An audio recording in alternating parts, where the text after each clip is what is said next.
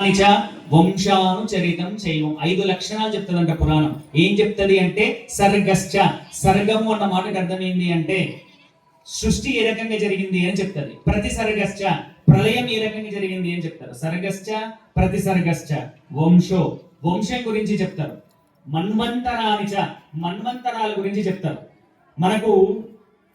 మనందరం కూడా సనాతన హైందవ ధర్మంలో పుట్టిన మనందరం కూడా కాలం యొక్క శక్తిని గమనించలేకపోతున్నాం.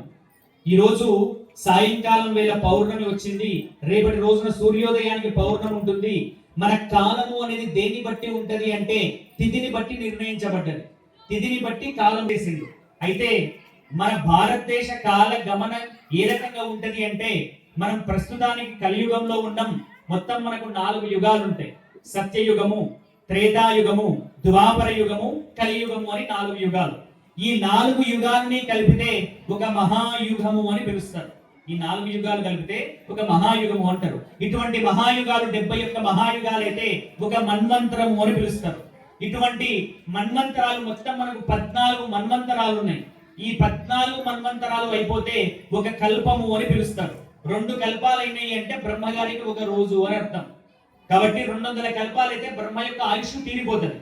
కాబట్టి కాలం యొక్క గణనం ఎంత గొప్పది అంటే మన శాస్త్రవేత్తలు కానీ పాశ్చాత్యులు